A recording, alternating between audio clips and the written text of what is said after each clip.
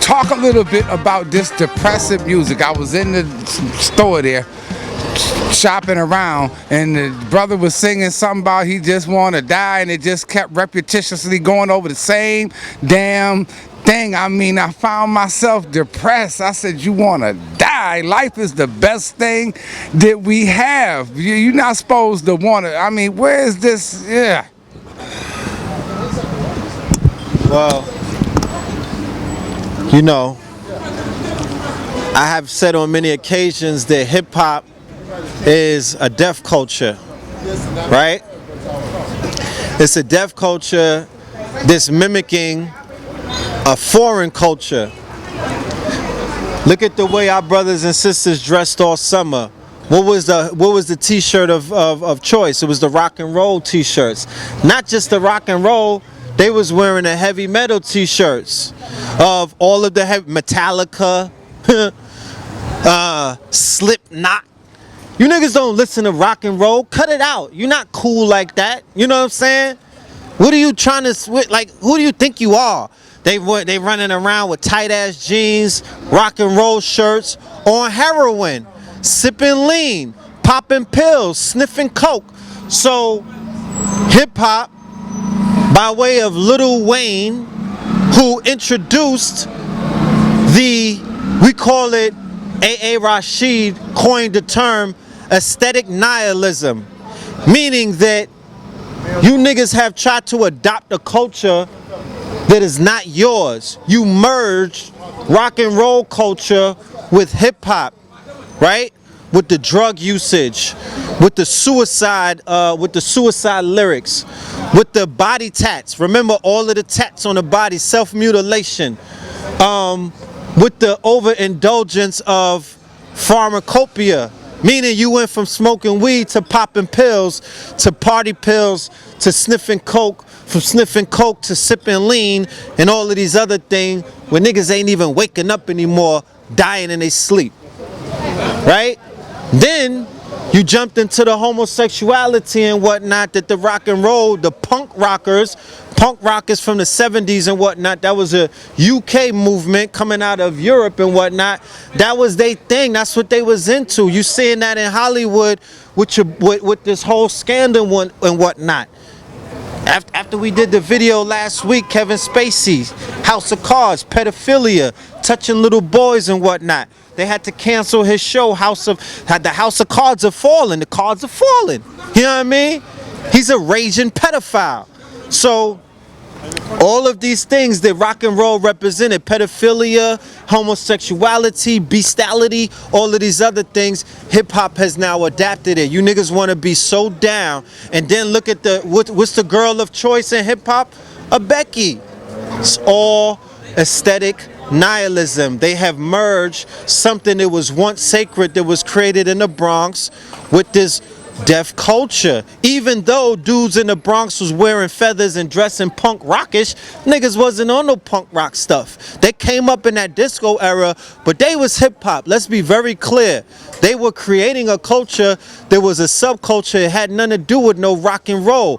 But nowadays, fast forward to today, they're trying to merge both cultures, and you're trying to be more Roman than the goddamn Roman. Trying to be more Roman than the Roman. All of that face tats and body tats and all of that, that's not an African thing. That's the European. That's punk rock. That's the punk rock aesthetics. And Lil Wayne is the progenitor. He's the one who introduced that into the culture. And as you see, he was abused as a young child. He said he got raped by a woman, that is, but still he got molested by an older stripper. And she had sex in front of all his boys and whatnot. I think he was like 12 years old. Then you heard the rumors about him and Baby and whatnot, and that's questionable and things of that nature. And he said it. He was like, yo, I self-mutilated myself. I got this tattoo on my eyelids because I didn't like myself. So he had about 4 seizures already. he's knocking on heaven's door. You dig what I'm saying? Based off of the overindulgence of the drug uses. We're not talking about regular weed. We're talking about coke. We're talking about lean. We're talking about heroin. There's an opiate crisis in America, and it's not just affecting Europeans. God damn it, the whole Wire series was about an opiate crisis in Baltimore. Nobody was talking about an emergency then, right? Remember, the Wire is showing you 11 and 12-year-olds on dope. Niggas ain't had nothing to say then. In Harlem, when you saw Frank Lucas' story with Bumpy Johnson and Nicky Barnes, nigga, that was the opiate crisis that the mobsters, what was it, Lucky Luciano? Lucky Luciano, by way of the American government, helped ship heroin into Harlem and black America and toppled they by introducing heroin into black America, turned this shit upside down. Look at the pictures of Marcus Garvey. Look at the pictures of our ancestors in the 40s. Furs, clean, standing next to the Henry Ford, you know, they had the big 24-inch tires, and you know what I'm talking about? Like, look how clean they looked. Look how regal they looked. When heroin came, it turned all of that upside down. Okay, then fast forward, then you have the crack epidemic. Look at the 3-generation fallout from the crack. We still are not finished with the fallout of the crack epidemic. Okay, so it was a weapon of mass destruction. The government had the mafia bring it into the black neighborhood to destabilize the black neighborhood. Now, after Afghanistan and the wars in the Middle East, you have a new opium epidemic because it's going through Big Pharma. Big Pharma is the new drug dealer. You go to the doctor, yo, I got a headache. Them niggas are giving you Oxycontin. You know what I'm saying? Like, they putting you on dope. So now it's an epidemic, but it wasn't an epidemic before. So you got the rappers pushing that through the drugs. They popping mollies, they popping perks, they popping Xannies. All of these things are part of that opiate epidemic. But the merger of hip hop with the rock and roll, we call it the aesthetic nihilism, that punk rock aesthetic. They're merging the two. And they're losing themselves, but they blurred the lines, but they got lost in the translation. So now this shit is out of control. You don't have hip hop is losing its identity. You listening to the songs, niggas talking about committing suicide. When did we ever talk about that?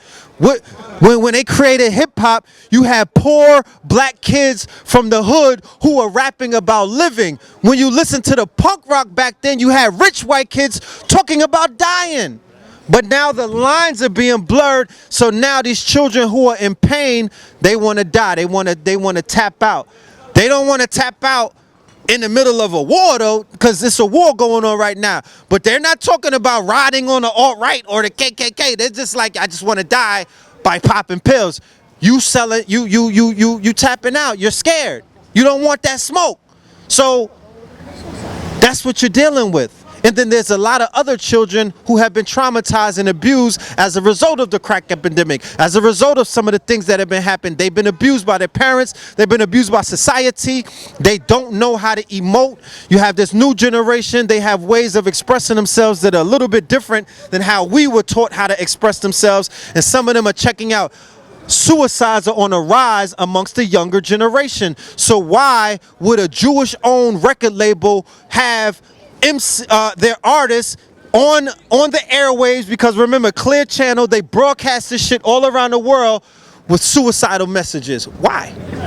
Why Houseway? Why would you do that? You know what I'm saying? Why? Because they don't want you niggas to live. I mean, it's obvious at this point. Case in point, if somebody from ISIS tried to get signed to a record label, would they get a record deal? Huh? Because there's a war on terror. So inquiring minds would say, no, them niggas wouldn't get no record deal. You know, the long beard gang, the long beards, they would never get a record deal. But they had a real war on drugs in the 90s. It was a war on paper where there's 2 million people behind bars. So why was they signing drug dealers to the label? Why was the label pushing the drug message during the war on drugs? Right? Where people get 80 years, you get caught with a damn bird or maybe a 8-ball, niggas getting 80 years down south. But you're letting that message go all around the world, and it's still being perpetuated today with the trap rap. Nobody's stopping that. You got shareholders in Universal. These are people own shares in these companies, and they're letting this message go all around the world. Nobody wants to stop, and it's still a war on drugs. But you see the message going all in these hoods. You know what I mean? It's being perpetuated. So I'm calling hypocrisy when I see it. So that's what you see going on with these record labels. That's why when you go in the stores, you're hearing songs about black men talking about they want to kill themselves and all of this pro-suicide stuff and things of that nature. It's another form of distraction. It's another form of, because if they keep you weak, they stay in power. If they keep you on dope, you don't want to read a book. If they keep you doped up, if they keep you chasing your lower self, chasing your tail, only want to bust a nut, then you're not going to be thinking about building a strong family. And that keeps the people who are eating off of you in power, all of these foreigners. That's how that shit works. You know what I'm saying? It's like a Ponzi scheme.